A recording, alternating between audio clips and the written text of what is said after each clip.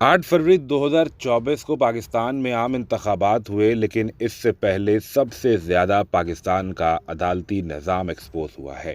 वो अदालतें जो आइन और कानून की मुहाफ़िज़ होती हैं, जिन्हें कानून और आइन पर पहरा देना होता है, वो मजबूर नज़र आईं और बसा औक़ात तो ऐसे प्रेशर में नज़र आईं कि इंसान देखकर ये सोचता है कि जज के मनसब पर बैठा शख्स इतना मैनेज और प्रेशराइज़ कैसे हो सकता है। अब बरतानिया ने भी पाकिस्तान के आम इंतखाबात के हवाले से पाकिस्तान की अदालतों के किरदार पर कड़ी तनकीद की है। अदालती निज़ाम के हवाले से बरतानिया ने यह वाज़ेह कहा है कि अफसोसनाक अमल है कि तमाम सियासी जमातों को बाज़ाब्ता तौर पर इंतखाबात में हिस्सा लेने की इजाज़त नहीं दी गई।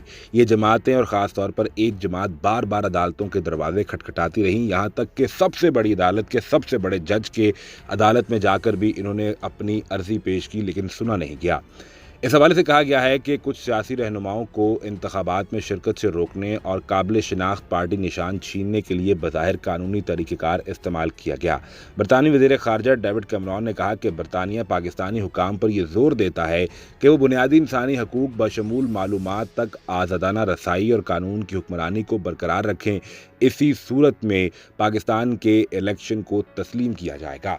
मजमूई तौर पर बरतानिया ने पाकिस्तान के आम इंतखाबात में कानून की पामाली और अदालती निज़ाम पर शदीद तहफ़्फ़ुज़ात का इजहार किया है, और जब बरतानी वज़ीर ख़ारजा डेविड कैमरॉन से इस हवाले से सवाल पूछा गया तो उन्होंने कहा कि ये अफसोसनाक अमल है। गिनती के अमल में ताख़ीर और रिजल्ट ना दिए जाने के हवाले से भी हमारे पास मुसलसल रिपोर्ट्स पहुँच रही हैं। इसके अलावा पोलिंग के दिन इंटरनेट बंद कर देना, ऐसी पाबंदियाँ लगाना दरअसल इंतखाबात को मुतनाज़ बनाने की तरफ मामले को लेकर जा रहा है।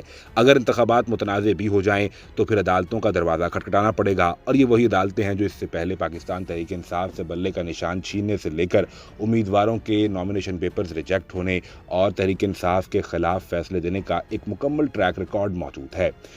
पाकिस्तान की मौजूदा सुप्रीम कोर्ट के चीफ जस्टिस काजी फायज़ ईसा यूं तो खुद को आइन और कानून का पाबंद जज कहते हैं, लेकिन इलेक्शन के मामलात के हवाले से बहुत से ऐसे फैसले हैं जिस पर उन पर तनकीद की जा रही थी। यहाँ तक कि तनकीद करने वाले सहाफ़ियों को भी नोटिस चले गए, और बादअज़ां जस्टिस काजी फायज़ ईसा ने ये नोटिस वापस लेने का हुक्म दिया। लेकिन बहुत से मामलात को सरफ़े नज़र करते हुए उन्होंने सिर्फ इतना काम पर जोर रखा कि इलेक्शन 8 फरवरी को करवाया जाए। दीगर इलेक्शन प्रोसेस में खामियों के हवाले से मामलात को इलेक्शन के बाद देखा जाएगा, जो इस सारे प्रोसेस को मज़ीद मुतनाज़ बना देता है।